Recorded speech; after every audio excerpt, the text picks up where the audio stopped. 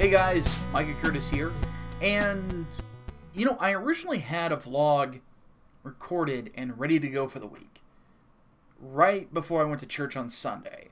And I said to myself, when I saw something on Twitter and replied to it, I'm like, you know what? This would be a much more interesting thing to talk about, because it gives me a few options. It lets me talk a bit about the Middle East. It gives me a little bit of time to talk about conservative positions, and it gives me a little bit of time to bash someone, I guess you could say, who has tried to get into the good graces of the entire internet by supposedly listening to the other side, or so she says, and that is Laci Green, the woman who is currently writing Chris Ray Gunn's Patriarchy.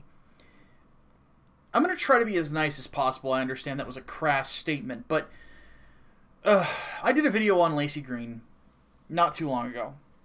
And Laci, I'll be frank, and this is a criticism of her work, not a judgment on her character, but she has stumbled through so many topics, not understanding what she is talking about, that it baffles me. She has this video that's infamous on pornography addiction that is rife with inaccuracies, where she also downplays the, and this was what I find so interesting about where she was at the time, was she was downplaying lived experiences, which according to her segment of the left, that's like disobeying one of the 10 Commandments for a Christian. You know, it's akin to that. And I found that to be rather ridiculous, quite frankly. So I stretch my neck out. But I did a video on her on, goodness, when was this? I know it was some time ago. Ah, here we are. Published on April 14th, 2016. So it's been a while. It's been almost a couple of years. I think this was before I was really taking YouTube that seriously. And basically what it was about her doing a video on false rape accusations. And what she did in that particular video that she did was she misinterpreted statistics, and it felt like she had done so specifically for the sake of promoting a narrative. And I know that Occam's razor says that the most simple explanation is usually the right one, and the simplest explanation is usually that somebody screwed up. And you know what? I have a hard time giving her the benefit of the doubt for several reasons. I think that there is a really good chance, rather, that she was very invested in promoting a narrative, as a feminist, that women do not lie about rape. Now, we know that the opposite is true, because what she assumed her audience wasn't going to do is to look at the statistics. Well, I did, even though I'm not part of her audience, and that's why I did the video. And what she did not account for, because she says that it's between 2 to 8% of rape cases are proven false. Meaning that of all of the rape cases that go through, that 98% to 92% are legitimate. Of all the cases that go through, all the accusations. And I have to say accusations because I just realized, cases that go through is not true, because that's where she screwed up. What she screwed up with is the simple fact that it's actually not that. Of all of the, well, let's say if you had 100 cases based on the statistics, 45% of them, according to the FBI crime statistics, 45% of them don't even go to court. Because the witness is unreliable, because they won't submit to a rape kit for whatever reason, because what they say happens does not match rape, meaning they could have been caught in a lie, or there's insufficient evidence. And all four of those can, at least to somebody who, is getting into learning more about law. I want to be a lawyer someday myself, or at least, study it to a degree. When I look at that, it throws up red flags. So it really, the amount of cases that don't go, and the fact that they are for those particular reasons, says to me that somebody lied at some point. So the idea that women don't lie about rape, which is something she claimed in that video, and it'll be in the description for you to watch, is preposterous to me. And this is a problem that I have had with feminism for a long time. The Anita Sarkeesian statement of listen and believe, as everyone has sort of painted her with, and sort of has painted feminism with, or at least the third wave, has been accurate in doing so, because the idea basically is that you throw out trust but verify, you believe everything that they say. It's a terrible thing to do whenever there's that big of an accusation. Like if somebody tells me that someone is a racist or somebody is a bigot, I want evidence of the bigotry. And it has to be sufficient, because that's a big label to throw on someone, But, as I mentioned in the video, you've got the Duke Lacrosse scandal. Lena Dunham is famous for having claimed that somebody raped her when they didn't. Then there was the article, A Rape on Campus, the Rolling Stone controversy that, ended up being false. So, there's been, Mattress Girl as well, Elma Sulkowicz. Those are some big ones, that are prime examples of why you should go with trust but verify. Why there is a reason that our legal process is the way that it is. But, Laci Green, of course, since I made that video, has, or at least in her opinion, or her statements, made a transition to where she's going to listen to people of differing opinions. And I'm not seeing it. I don't think that Laci Green has changed. Just because she's having sex with somebody who's in the skeptic community, as I still am going to call it, because, and I know that some people would probably get annoyed with that, Dr. Random McCam had this long, drunken rant about the not a skeptic community, as he called it, and I completely disagree with him on it, because, and this is a point that I'll make very quickly, is that the fact is that internet skeptics, who are known for being internet atheists, formed a community, and people are communal creatures. You get a bunch of friends together, you talk, you do streams on the regular, and you're talking about issues and so on and so forth. Guess what? You formed a community, dude. It's what it is. And trying to say that it's not a real community is absolute nonsense. It's just an internet community instead of one that is played out in real life. These people are friends with one another. And I think that honesty is a good thing to have. So, and no offense to Dr. Random McCam, but that video was nonsense, to be frank. But anyway, but just because Laci is having, sex with somebody in that community does not mean that she has changed. And this tweet that she sent, where she subtweeted Ben Shapiro, I thought was complete and abject nonsense. She says, #Time's Up is about sexual harassment and violence.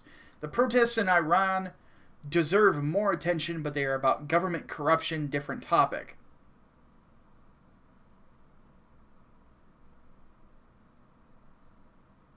Laci, in Iran, it takes the testimony of 3 women to equal 1 man. In Iran, Laci, you could get raped and be killed for it in a court. They hang gays from cranes in Iran. Women and men. Since I don't think you've changed, I don't know how much of it, you really care about the men part.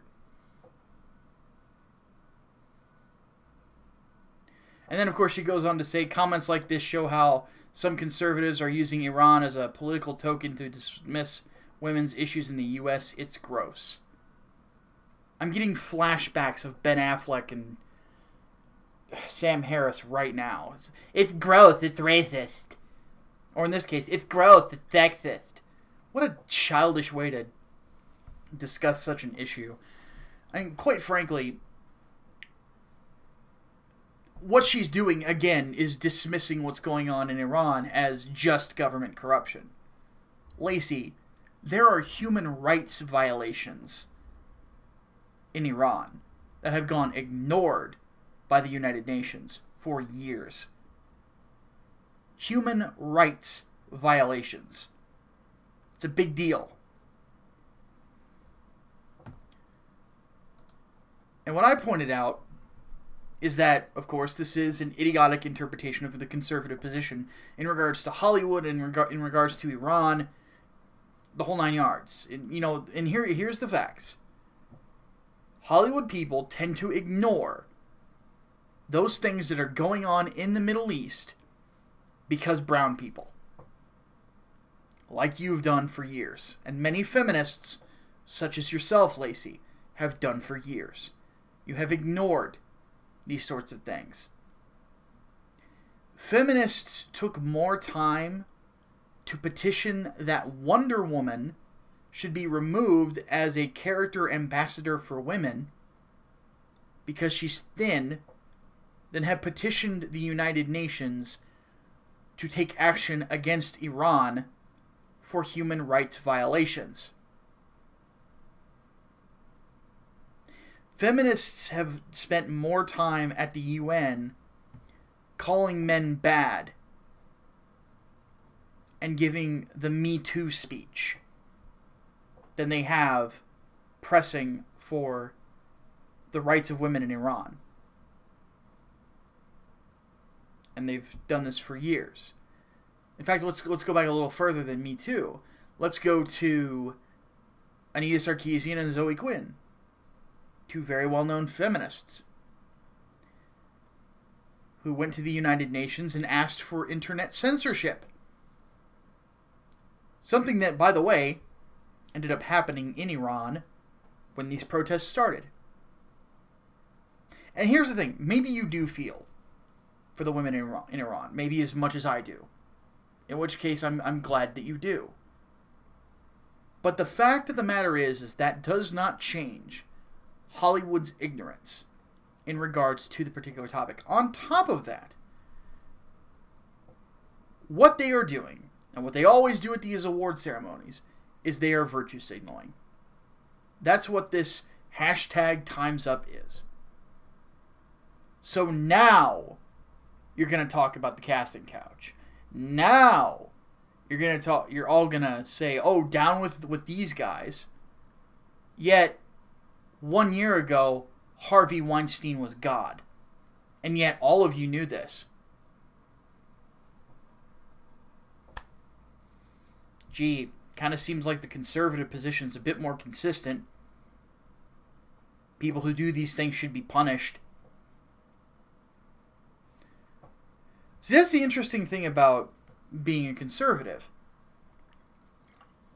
We don't have to virtue signal.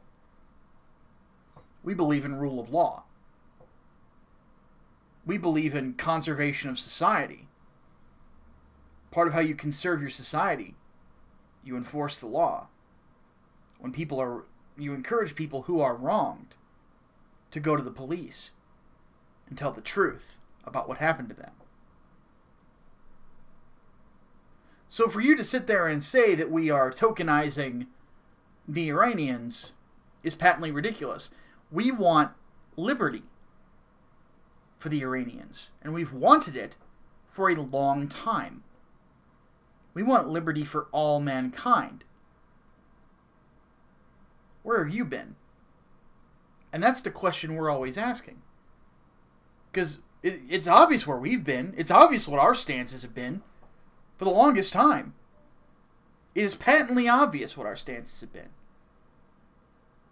Where are you at? Whenever I've seen a feminist approached on these issues in the Middle East, they go, oh yeah, I care. Do you? You could be doing a lot more than you are. I mean, where was the feminist uproar when Barack Obama was petting the Iran deal? making deals with a country that violates human rights, that is anti-LGBT. Third wave feminists are pro-LGBT. Q, BBQ, and LMNOP, whatever. That's what I thought. But I suppose it's none of my business. My name is Micah Curtis. I'll see you next time. Davis Vault.